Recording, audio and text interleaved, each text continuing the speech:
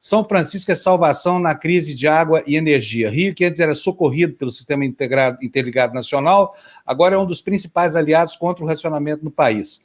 Diz a notícia que, mesmo castigado pela constante degradação ambiental, preocupações irregulares das margens, por anos sucessivos de seca, o São Francisco sobrevive e hoje é um dos principais aliados do país contra a escassez hídrica e no combate ao risco de racionamento. Em outubro e novembro, boa parte da energia que vai alimentar o país e que ajudará a aliviar a situação drástica encarada nos reservatórios das regiões Sudeste e Centro-Oeste, principalmente na bacia do Rio Paraná, vai sair das águas do Velho Chico. Seu maior reservatório de Sobradinho, na Bahia, que há 5 anos atrás agonizava, não há 5 anos, agonizava com apenas 3% de água que é capaz de armazenar, hoje está com 38% do volume total. Fui conferir aqui na situação dos reservatórios aqui do ONS, e veja só, aqui, olha, Mascarenhas de Moraes melhorou, hein? Choveu aqui nas cabeceiras lá próximo da terra do Léo Estopa, e melhorou um pouquinho aqui. Furnas deve estar segurando, a operadora deve estar segurando água lá nesse lado. Furnas está com 14,65, Água Vermelha 11,28, Marimbondo continua baixinho, 9,64, mas também deu uma pequena melhorada, né? Olha, Ilha Solteira, 0%. Aqui na bacia do Rio Paranaíba, que representa quase 40% do que é gerado aqui pelo subsistema do Sudeste e Centro-Oeste, que por sua vez é 70% da produção nacional de energia, nenhum reservatório acima de 13,67%, nada acima de 15%, que é tecnicamente o volume morto. E 2 represas, aqui, olha, São Simão, aqui pertinho de Uberlândia, e Emborcação, estão com menos de 10%, sendo que a Emborcação é gigante. Olha, ela sozinha, 10,72% da energia gerada em todo o subsistema. E por aí vai. Aí vamos ver aqui a energia do Rio São Francisco. Olha, eles estão lá somando, quer dizer, aqui entra a represa de Três Marias só, tá bom? 36,09%. Eu, quando houve a crise energética de 2015, sobrevoei com o meu avião a represa de Três Marias, e era triste o quadro que se via ali com a água baixando de 15%. Aquelas margens de terra, assim. Aí vamos lá. Beli, quer começar a entrevista com o Estopa? Pode ficar à vontade, por favor. Não, na verdade, eu só queria emendar em função do raciocínio anterior do Estopa. Bom dia, meninos, bom dia para todos, bom dia, TV Democracia, bom dia, Léo. Só emendar esse raciocínio dessa pressão internacional, que além de ser uma pressão, como o Léo estava falando, né, ela deixou de ser só uma pressão diplomática, passa a ser uma pressão econômica também, né, e a partir desse viés, dessa pressão internacional, se essa pressão internacional, ela acaba entrando dentro do nosso território aqui, acaba servindo também como um elemento para ajudar na expulsão do Jair Bolsonaro de dentro do Palácio do Planalto. Se você acha que essa influência internacional vai chegar aqui, vai influenciar nas eleições e vai efetivamente ajudar aí a tirar o Bolsonaro do poder em 22. Eu vou responder isso falando da crise hídrica, porque nós temos um detalhe hoje que infelizmente, gente, é preciso dizer que nós, do campo progressista, nós temos a tendência de esperarmos um especialista de grande renome, alguém aparecer na Globo para falar sobre os problemas que a gente está vivendo. E eu estou implorando o campo progressista para começar a setar um problema que é muito importante. Nós estamos exportando água. É importante falar sobre isso. Nós temos, logicamente, uma mudança no regime de chuvas, isso é uma coisa óbvia, mas nós temos também uma diminuição na quantidade de água disponível no continente. É muito importante que as pessoas saibam que não há perda de água para o cosmos, o que significa que a quantidade de água dentro do planeta, ela só aumenta. Por quê? A única possibilidade que a gente tem é de que caia um asteroide de gelo no planeta. Não há possibilidade da água sair da atmosfera. E as perguntas que a gente tem que se fazer são simples. Olha, nós estamos num Brasil que sempre choveu, e esse Brasil ficou todo esse tempo sem chover, os reservatórios estão vazios, e coincidentemente, os reservatórios que estão vazios são os reservatórios que normalmente são servidos por áreas que, desde o início da Ponte para o Futuro, intensificaram a produção para a exportação. O que nós estamos fazendo para que o Brasil, que sempre foi um país conhecido mundialmente por ser uma das maiores reservas de água do mundo, agora está virando um país seco? A gente está partindo para a desertificação. E a resposta é muito simples. No momento que você corta árvores nativas, corta árvores antigas, e você utiliza aquele mesmo espaço de terra para você plantar soja, para você produzir alimentos para animais e depois exportar esses animais, o que você está fazendo você tira árvores que antes pegavam simplesmente a água que estava no solo, transpirava essa água e jogava essa água na atmosfera, corta essas árvores e ali você tirou esse ciclo d'água, né, que sai a água do solo, passa pelas árvores, pelas folhas e manda para a atmosfera, e você começa a desenvolver ali uma nova agricultura de soja, por exemplo. Essa agricultura de soja, como que funciona, né, a produção do vegetal, né, que é a síntese ali no caso do gás carbônico, mais água que forma aquele amido ali que vai fazer a planta, né? Esse tipo de síntese é muito, assim, guloso em água, para falar de uma forma muito popular. Então, nós estamos partindo para um modelo que realmente precisa de muita água. E esse modelo não seria tão desastroso se essa produção tivesse sendo consumida aqui, porque a gente estaria com o ciclo da água todo fechado dentro do nosso continente. Mas todas essas mudanças climáticas drásticas, elas começaram no Brasil quando nós abandonamos a política de consumo interno para adotar essa política de incentivo à exportação. E o brasileiro, todo mundo estudou biologia, gente. E olha, vocês lembram daquela coisa que 70% da célula animal é água? Hoje o Brasil está comemorando constantes recordes na exportação de produtos agropecuários. A água é utilizada para a formação do vegetal. A água é utilizada para o animal. A gente está mandando água para fora do Brasil. Esse ciclo d'água aqui dentro do Brasil está cada vez mais sacrificado. Essa situação é uma situação que, assim que ela for percebida pelo mundo, ela vai começar a ser utilizada contra o Brasil e vai repercutir, obviamente, no governo brasileiro. Porque se o mundo souber que o Brasil está destruindo as florestas, e essa destruição das florestas é um processo que vai degradando as florestas até a desertificação, é muito importante lembrar que, e eu peço desculpas, que eu sei que a esquerda gosta muito dela, mas para Greta Thunberg é mais importante, por causa do clamor público, o índio e a Amazônia, do que 600 milhões de mortes por Covid. Para o mundo, é mais importante a Amazônia do que o povo brasileiro que está morrendo de fome. Então, o clamor internacional, quando o mundo começar a falar que a exportação intensa que o Brasil está adotando, ela está causando a desertificação do Brasil, e essa pressão ela vai ser tão grande que vai ser uma pressão para reverter essas exportações. Então, o que acontece dentro da economia? O que a gente pode esperar?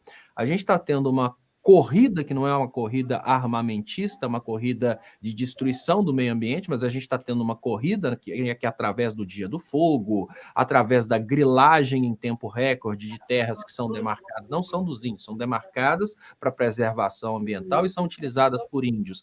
Nós temos agora uma corrida em tempo recorde para que todas essas terras sejam liberadas para a agricultura.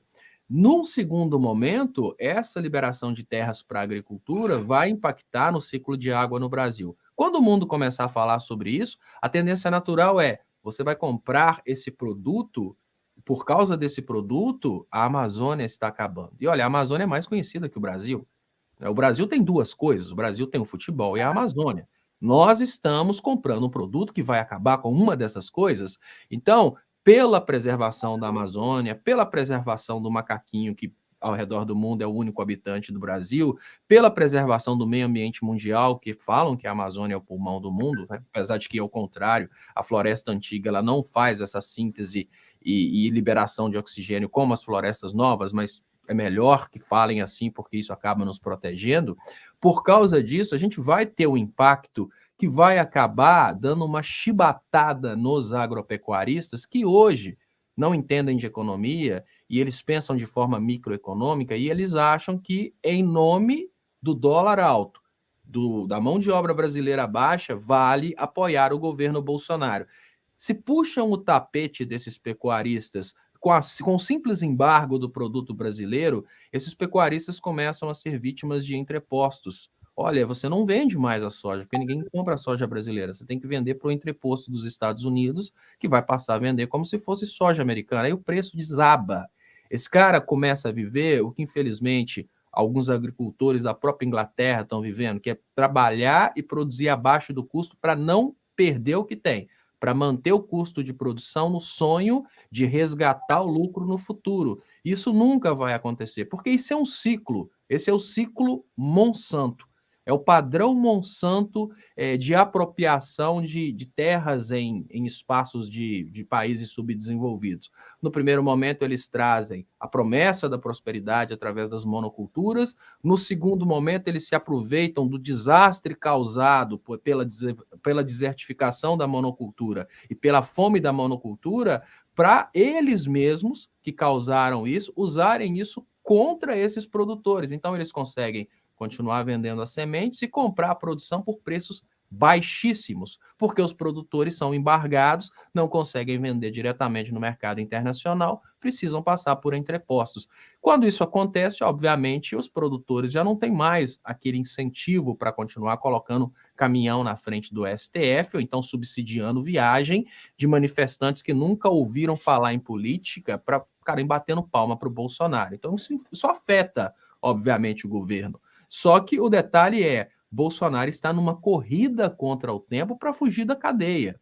Então ele não está pensando no dia de amanhã. Mas o agricultor ele tem que pensar no dia de amanhã. O barão da soja tem que pensar no dia de amanhã, porque ele não está construindo tudo isso para depois outra pessoa ser eleita para cuidar das terras dele. Ele está construindo para deixar para a família. Então quem está construindo, né, para o futuro, quem está querendo construir patrimônio, precisa entender que o Bolsonaro e o Guedes eles estão governando pelo período de governo e vão deixar o estrago e vão rapar fora com dinheiro no paraíso fiscal.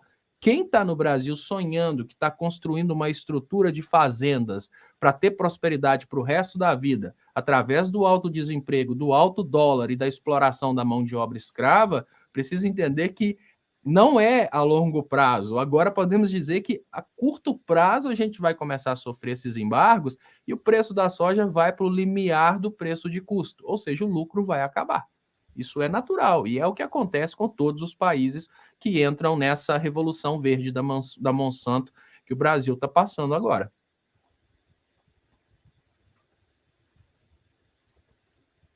Está sem áudio, Fábio. Léo, sobre a questão energética propriamente dita, a gente está vendo aqui, essa foi uma semana que não foi ruim para o Sistema Integrado Nacional. Houve se não uma recuperação em alguns mananciais, houve pelo menos uma estabilidade e, no geral, mas há um grande esforço do Brasil trazendo cargas do norte, do nordeste, do sul, de fora do Brasil, para poder alimentar, substituir a vazão dos lagos do sudeste e centro-oeste. Na sua opinião, o risco do apagão e do racionamento, já porque a gente não vê nada do governo, né? Nem as campanhas que eles iriam fazer aconteceram. Quer dizer, em tese, o Brasil continua seguindo como se tivesse problema nenhum no horizonte. Você continua acreditando que vai dar para a gente atravessar dezembro e janeiro? Primeiro, a gente não tem risco de apagão. Qualquer possibilidade de cogitar apagão é para usar o dinheiro público para compras emergenciais. É o que o Fernando Henrique fez. Lembrando, né, só para recapitular, depois que nós tivemos o mito do apagão, o Fernando Henrique saiu distribuindo concessões e saiu comprando termoelétricas, e hoje nós estamos vivendo aquele período da economia que a gente pode chamar de um período fechado com Bolsonaro, em que as indústrias não estão mais abrindo as portas para produzir. Fatos importantíssimos. Nós tivemos uma produção de carros que já foi uma produção extremamente reduzida e que não conseguiu sequer vender essa produção reduzida. Ou seja, nós temos veículos parados porque não foram vendidos. A fábrica mais próxima aqui, que é a fábrica de Betim, está com vários funcionários em casa por 3 meses. Então, corre o risco daquela pessoa que falou que não tinha problema fechar a Ford porque o carro da Ford era muito caro, ter que falar a mesma baboseira a respeito da Fiat. Porque se não tem consumidor dentro do Brasil, não tem incentivo para produzir no Brasil. Não acha você que é vantagem estar dentro do Brasil só para produzir aqui para exportar para a Europa, que não é, não. É o mercado brasileiro que é interessante para essas empresas. Se essas empresas desligadas, elas não estão consumindo. Se o Brasil já está, desde 2014, com medo de consumir por causa do bafafá que fizeram a respeito de nós sermos o país mais corrupto do mundo, estarmos vivendo a maior crise do mundo, isso já começou um racionamento. O brasileiro já diminuiu o consumo de energia. O racionamento, ele existe a partir do momento que você pega uma pessoa que tem um emprego e manda ela para casa, ela para de consumir. Racionamento já estamos vivendo em tudo. Em água, em Energia elétrica é na carne, principalmente, que é o racionamento mais famoso que a gente tem. Agora, apagão é uma estratégia do governo de criar um medo na população, porque a partir desse medo o governo consegue fazer compras aí de equipamentos para geração de energia superfaturados, igual temos, qualquer um que digitar aí, né, sobre as investigações do Fernando Henrique em relação à compra de termoelétricas, vai ver que os preços eram 3 vezes o valor do mercado. O processo está na Polícia Federal, foi sendo investigado até hoje, provavelmente já prescreveu, e a gente sabe que, obviamente, ele jamais seria julgado por ser um processo relacionado a alguém do PSDB. Mas o risco de termos que viver o resto da vida na bandeira vermelha, ele vai diminuindo, porque a gente passa a ter disponibilidade hídrica nos reservatórios. Mas o grande detalhe que nós precisamos nos perguntar hoje é o seguinte: quem que vai decidir entre guardar a água no reservatório ou verter essa água, ou liberar essa água? Porque hoje nós temos uma condição completamente diferente da condição anterior. Hoje nós estamos indo em direção a um sistema de produção de energia privado. Nesse sistema de produção de energia, em que a mesma hidrelétrica que tem a competência de guardar a água é de propriedade de um dono de uma termoelétrica que pode vender a energia mais cara no momento de falta d'água, ele pode simplesmente deixar os reservatórios abertos, né? Porque você pode ou produzir energia ou deixar a água passar direto. E tem várias desculpas para deixar a água passar direto. Dentre essas desculpas está exatamente a falta de qualidade da água por causa desse longo tempo aí de escassez hídrica. Então, eles podem usar motivos merituosos para verterem a água e, olha, precisamos lavar os rios aí para baixo, né? Porque tem muito depósito agora de materiais nocivos à saúde, então vamos deixar essa água embora. Então, sempre eles vão conseguir encontrar uma justificativa, porque hoje nós temos um conflito de interesse que precisa ser conhecido pela sociedade.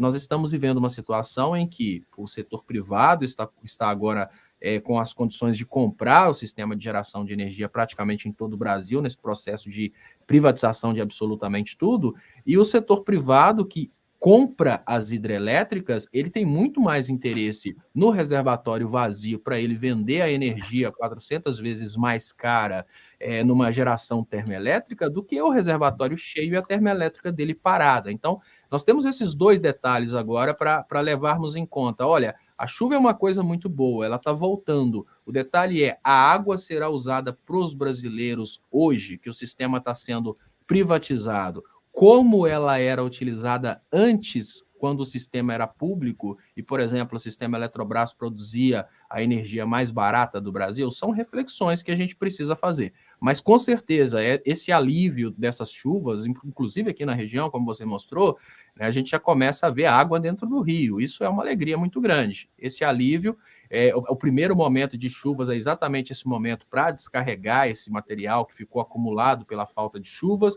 Então, muita dessa água vai ser vertida exatamente pela falta de condições até de utilização na produção de energia. Enquanto tiver só barro, não dá para utilizar na produção de energia. Já esses reservatórios que você mostrou que estão acima do ponto crítico, eles têm, né, obviamente, o sistema de gradeamento, até para que dentro das turbinas só entre a água que não vai danificar as turbinas, eles já começam a gerar, já começam a produzir, e essa produção ela é muito importante. Mas nós precisamos pensar agora na coordenação, porque a coordenação é o mais importante. A inteligência do sistema, do Operador Nacional do Sistema, de não deixar passar água sem produzir energia, que é praticamente desligar nesse momento que nós tivemos essas chuvas, e a gente não sabe até quando, porque as previsões de chuvas, elas estão errando às vezes, porque as nuvens às vezes estão em nossa direção, mas parece que Deus abandonou o Brasil e as nuvens simplesmente vão embora.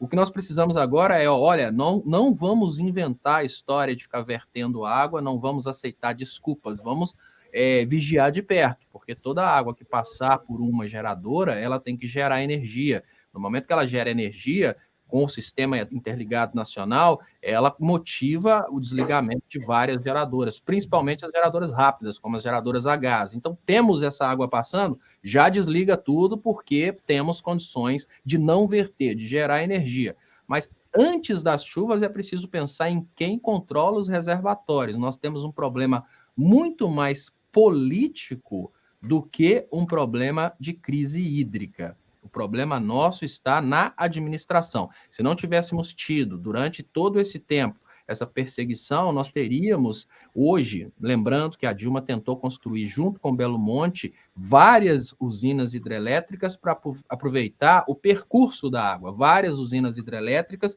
exatamente aproveitando o curso da água, que são usinas a fio d'água, que essas usinas não precisariam necessariamente inundar nada. Elas simplesmente gerariam à medida em que a água fosse passando. Isso foi interrompido pelo mesmo grupo que hoje fala que o agro é pop. Nós tivemos um sistema de interligação para produzir no norte, gerar no sul e vice-versa, que foi extremamente criticado pelo grupo que fala que o agro é pop. E agora nós estamos vivendo duas coisas que precisam ser consideradas, que é grupos poderosos explorando a venda de energia solar para fazendeiros. Então, há um interesse desses grupos de energia de que o medo da escassez de energia esteja na cabeça do brasileiro. Se você vai para a zona rural, você vai ver plantas particulares de geração de energia nascendo. Então, há um problema político aí. E esse problema político, se ele não for jogado em cima da mesa para que as pessoas saibam que há uma manipulação nos nossos reservatórios, há uma manipulação na percepção de escassez de energia, há uma manipulação em tudo isso, porque tem gente querendo vender energia térmica, tem gente querendo vender geradora, tem gente querendo vender soluções, tem gente querendo ganhar dinheiro em cima do desespero do brasileiro, sem que o povo saiba disso, o povo não vai saber cobrar. Então, nós podemos desperdiçar essa água que está passando hoje pelas geradoras, que é o problema mais sério que eu acho que aconteceu nos últimos tempos. Bom, muito bem. Alguém pergunta para o Estopa? Não? Então vamos tocar. Tem uma questão aqui que tem uma questão aqui que está no G1 que é preocupante, é que o mar está avançando ali no Rio Amazonas, né, e os ribeirinhos de um arquipélago ali na região está ficando sem água potável, né, a água não presta para beber, ou seja, o mar está invadindo o Rio Amazonas, né, isso provavelmente deve ser a ação, né, do degelo nas calotas polares, né? Léo, eu queria saber, porque isso aí já está impactando, quer dizer, nós temos água doce, mas já está ficando salgada, né? Porque está invadindo o rio Amazonas, cara. Né? Como é que é isso? São dois pontos que nós precisamos considerar nesse momento. Olha, o primeiro deles é à medida em que nós começamos a atravessar a ponte para o futuro, nós diminuímos assim, de uma forma expressiva o investimento na investigação de crimes ambientais. Então, uma coisa que aconteceu imediatamente após o início do governo Temer, que a gente pode chamar do mesmo governo, o governo Ponte para o Futuro, Temer-Bolsonaro, a verba para fiscalização ela foi retirada. Então, o Brasil começou a construir poços para retirada de água ao redor de todas as áreas onde é possível plantar soja, onde é possível desenvolver agropecuária. Onde é possível, né, criar boi, o Brasil começou a tirar água. Se você abaixa o lençol freático, você automaticamente gera uma condição para que ocorra o contrário, né? Porque normalmente o normal é a água está vindo do rio, a gente tem essa geografia, né? A água está descendo do rio em direção ao mar. Mas quando a gente chega no ponto ali mais plano, onde a água do rio ela está mais baixa do que a água do mar, ocorre o contrário, né? A água vai voltar. Então, se o rio vai abaixando, a água do mar vai voltando em direção ao rio. Então, são as duas coisas. O nível do mar ele vem aumentando, sim, por causa desse derretimento das geleiras, mas além do derretimento das geleiras, nós temos a lei do mais forte em termos da linha gravitacional ali. Nós estamos rebaixando o nosso lençol freático, porque nós estamos retirando a água desses rios para a gente produzir produtos agropecuários, isso é uma coisa muito séria, e à medida em que a gente vai fazendo isso, a gente vai dando essa oportunidade. Quem que é o mais forte? Quem que está mais alto, né, em relação ali à geóide? Agora deixa de ser o rio, então o rio não desemboca no mar, é o mar que invade o rio. E isso traz consequências gravíssimas, Florestan, porque você imagina o seguinte, uma estação de tratamento de água que foi desenvolvida para captar água em um ponto onde a água era doce, se ela começa a receber água salgada, aquela estação de tratamento de água não tem condições de tratar essa água. você tem que passar para processos como os processos usados em Israel, de bombear em cima de películas ali de nanofiltração, e são processos caríssimos. Você gasta muita energia, né, para poder dessalinizar a água. E quanto mais a gente vai rebaixando o lençol freático, mais a gente vai ter naturalmente esse problema da invasão do mar, da água salgada chegando nas estações de tratamento. Chegou no ponto de captação, a água está salgada, a nossa estação de tratamento, com perdão de usar essas palavras, mas é muito importante falar do nosso limite de tratamento, é para tirar terra e merda. Isso que nós temos condições de tirar da água hoje.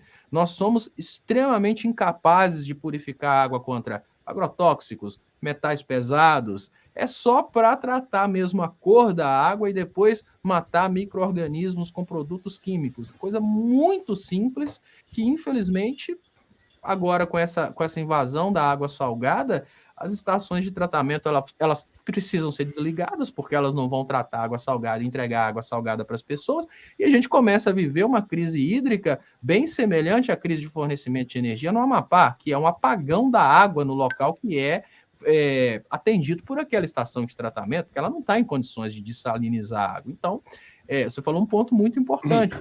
Tem relação com o derretimento das geleiras, mas é importante dizer que se a gente tivesse o derretimento das geleiras, mas não tivesse o rebaixamento do nosso nível de água, o nível do derretimento das geleiras, ele não seria insignificante, mas ele seria menor do que o nosso nível de pressão de água. Teríamos ainda condições de desaguar no mar e não de receber o mar dentro das cidades.